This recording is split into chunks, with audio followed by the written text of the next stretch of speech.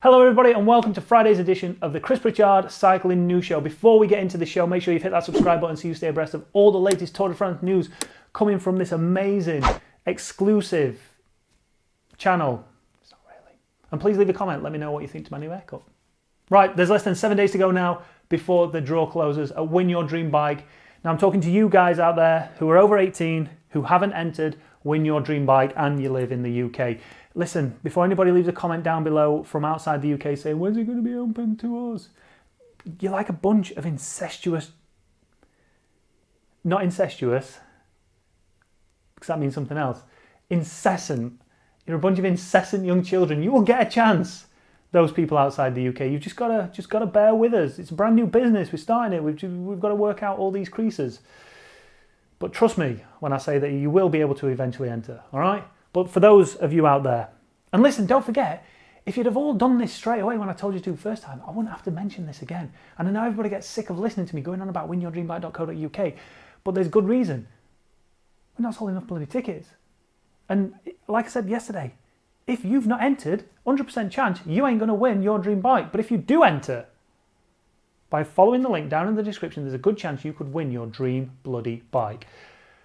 So please just go and do it right now so I don't have to mention it again for the rest of the month. All right? News time. All right, first up, and a little bit of news coming out of Australia as the Herald Sun Tour has been postponed until 2022. The chairman of the Jayco Herald Sun Tour, Tom Salmon, announced in a press release today that the decision had been taken to postpone the race to the following year, and that decision had been a difficult one to make. In the press release, he said, as Australia's oldest cycling stage race, we have not taken this decision lightly. However, the high levels of uncertainty created by the current COVID-19 environment in Victoria presents too many challenges to proceed with the 2021 event. Clearly, the Australians are taking a much tougher stance than the rest of the world and Europe by the looks of it. This event doesn't take place for another 6 months. Anything can happen between then. You know, we've got some of the longest races going off in the next couple of weeks across Europe, and I don't know, is it a good thing, is it a bad thing, is it good to at least everybody knows where they stand with this now, or is it bad that we've still got 6 months, anything can happen between then. The death rate, the infection rate could reduce dramatically, and a lot of people potentially could be out of pocket in terms of sponsors and local amenities that would essentially make a lot of money out of that race appearing in their states and their cities and towns. So yeah, it's a tough one to call that. I wouldn't like to be the person that has to make that decision, especially this early in the year. Leave your comments down below on that one if you want. You don't have to. Next up, and a bit of feel-good news, as Quickstep put this tweet out today of Remco Evenepoel taking his first steps only literally like 5 days after he went headfirst down a ravine and is lucky to be bloody alive. You can clearly see that this team have such a tight-knit family feel to their team. Quickstep tweeted, he should have been racing for glory at the Belgian National Championships this afternoon, but Remco Evenepoel has his own time trial. And knowing his amazing determination and willpower, we are confident he will win it. Hashtag the Wolfpack never gives up. And as you can see there, I mean, it's pretty difficult to watch actually. It feels great to, you know, the fact that he's even moving around this early after such a massive crash, but it's also tinged with a little bit of sadness to think that this kid is an absolute phenomenon on a bike, and everybody was so excited as to see what he could achieve, and he was just ploughing through everybody, and this potentially could knock his confidence, could affect him physically for a long time, and he may never. I hope it doesn't happen, and maybe I shouldn't even say it, but I hope he still fulfills that potential prior to this crash, because it'd be so sad to not see him do that after the promise he had. We're not putting pressure on him by saying that, it's just that everyone clearly knew that he had a talent and he was on the right track to realising that potential, but now potentially could not, which is sad, but at the same time, hey, guy's lucky to be alive, and I'm sure he's counting his blessings at the same time. Next up is some news coming out of British cycling. They've just announced that sportives and other non-competitive cycling events are going to start up again in September. British Cycling has announced that sportives and other non-competitive events can resume in England from the 5th of September under new guidance approved by the Department of Digital, Culture, Media and Sport. Participants will not ride in groups of more than 6 at any point during the event, in line with current government guidance for group riding. Riders will be released from the start line in waves of no more than 6 riders. What? With waves departing at 45-second intervals, start times will be allocated to ensure that no more than 24 riders are in the vicinity of the start line at any time. Organisers must ensure that event village, feed station and start and finish infrastructure is large enough to accommodate social distancing, and that riders can access their goodie bags, medals or refreshments via a self-serve system. I wonder what that's all about. Saw a tweet from Cameron Jeffers and he'd simply gone with the money bag emoji. This must be so frustrating for road racers here in the UK. The fact that there's still no road racing going off, that it looks like there isn't going to be any for the foreseeable future, especially at the elite level, yet they're allowing sportives to get underway with a maximum of 600 riders, yet you can't have a peloton of 100 riders for a British cycling event. It's clearly politics and money, innit? It's ridiculous. It's stupid. I do not understand this. I know you come here for news, right? But someone please explain it to me why that is a thing, that they can have sportives starting from the 5th of September. However, there's still no news. There's still no effort to try and get elite cycling back on the calendar. No idea. Leave your comments down below. All right, and we may as well stick with this theme now. We've started talking about it. It's been a while since we spoke about the whole pandemic thing and how it's affecting everything. But another news story coming out of Velo News yesterday has said that teams with 2 COVID-19 cases will be removed from the Tour de France. That's not riders, that's teams. ASO rolls out strict protocols to safeguard health and ensure race can go on. I know there's a lot of people out there still wondering what's going to happen if a rider contracts it or shows symptoms for it, and it appears that if 2 or more riders or staff members within a team show serious symptoms of COVID or are actually tested positive for it, the whole team is going to get booted out. So in this report they say that according to an 18-page document that outlines a detailed list of protocols and mitigation to try and keep a lid on the coronavirus over the next several weeks during cycling's most important race. Did you read that, everybody? Everybody was complaining about the Vuelta and the Giro? During cycling's most important race, the Tour de France. Not La Vuelta, not bloody Giro, all right? Anyway. So in this document it says if 2 persons or more from the same team present strongly suspect symptoms or have tested positive for COVID-19, the team in question will be expelled from the Tour de France. Oosh. Its riders will not be authorised to start the Tour de France or the next stage, and the team's personnel will have their accreditations withdrawn. So you could be looking at a Swanee and a doctor, or 2 Swanees are showing serious signs of COVID, whether it is or it isn't. If they show a couple of symptoms of it, potentially you could be getting the team kicked out of the Tour de France. So I presume that they're going to have independent doctors coming in and asking, but if your riders are leading the Tour de France, unless... No, that won't work. They're not going to abandon the race, are they? But if your team are leading the Tour de France, they're in good spirits, they're all doing well, and all of a sudden you get a bit of a dry cough and whatever the other symptoms are, and you're in the backroom staff, do you just go, I'm all right? Yeah, I'm fine. How are you feeling today, Mr. Smith? Perfect, yeah, great. Yeah, it's a tough one, I don't know. Because ultimately you don't want to spread the disease, but also you don't want to be the reason that your team gets booted out. Imagine that with Jumbo-Visma. We're going to be talking about them shortly, but imagine Jumbo-Visma, right? There's a physio, the bus driver, and the chef. They all show symptoms for it. They all eventually come back negative, but we don't know that. And the team gets kicked off the Tour de France. It could potentially happen. Maybe this is a ploy. Maybe this is a ploy by the French. Like, Ineos go, Jumbo-Visma go, he's showing symptoms, get him out now. He is as well. Right, boom, your team's out. And you. Dave, is that a dry cough? Yeah? All right, you're out.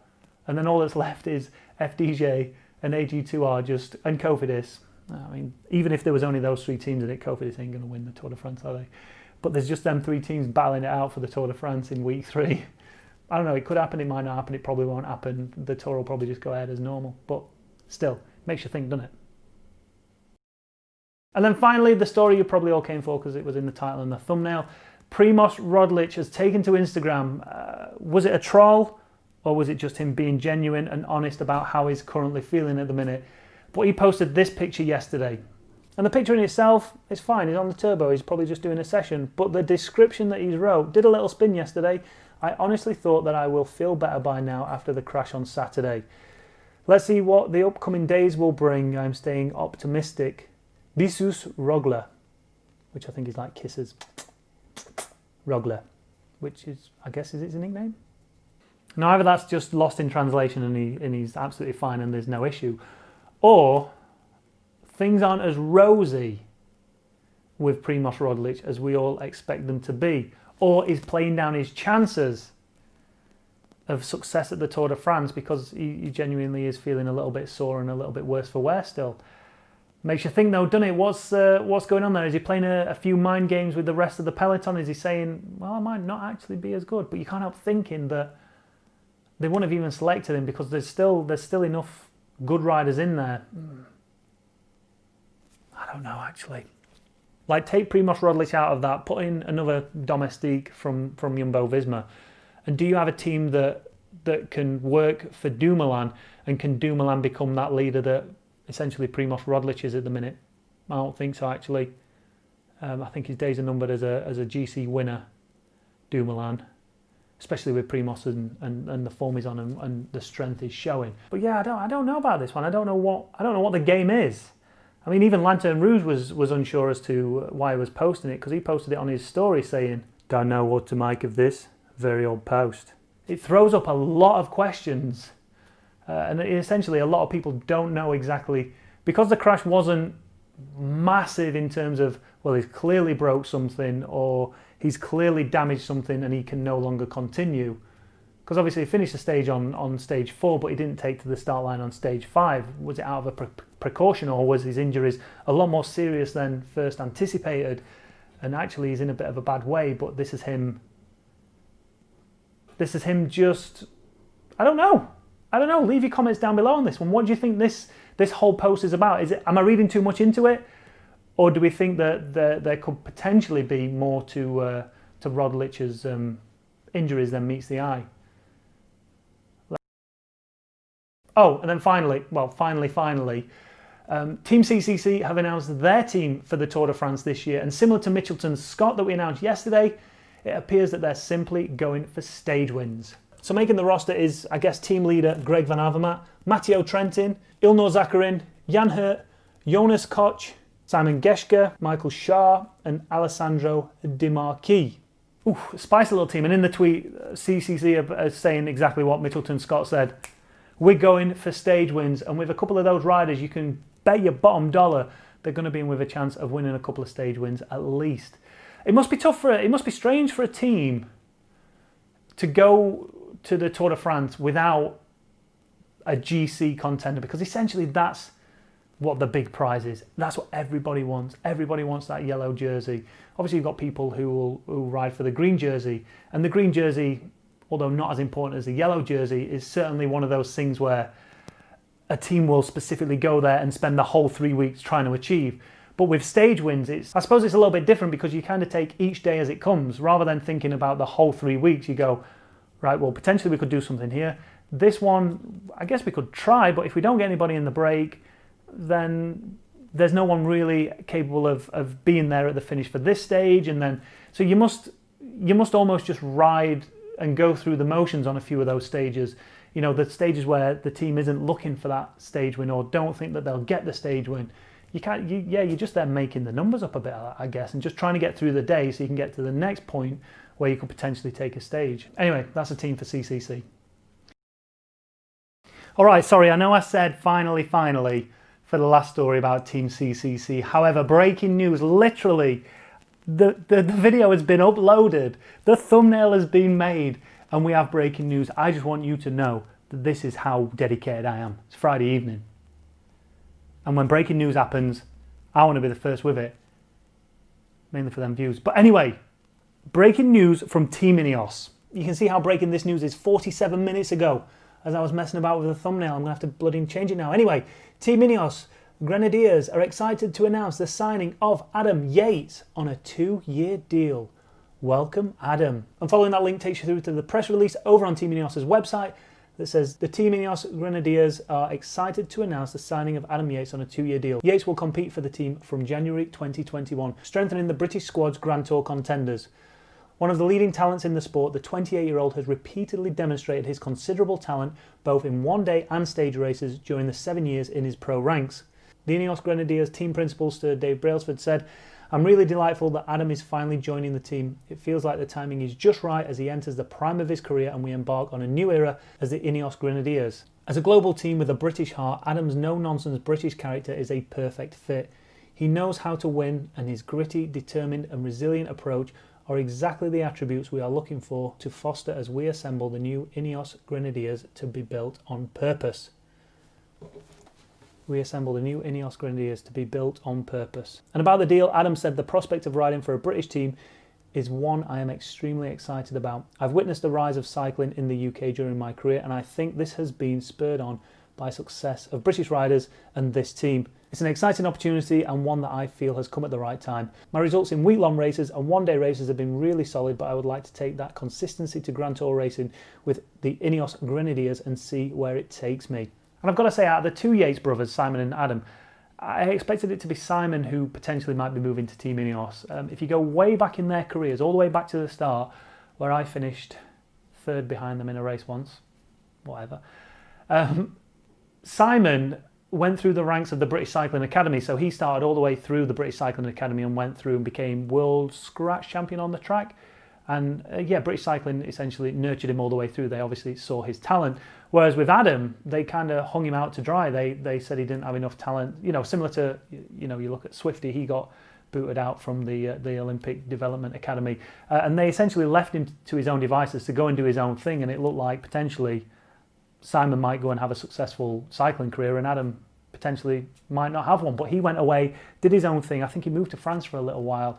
And it just goes to show you just what a good, classy rider he is, to be able to go there after his brother's getting all this treatment from British cycling. It's like the mecca of cycling for youngsters in the UK. And Adam's essentially just gone off and done his own thing. And, 10, 15 years later, is being rewarded with a 2-year contract. So obviously Dave Brailsford now sees the potential in Adam Yates. But there you go, breaking news from Chris Pritchard Cycling News Show.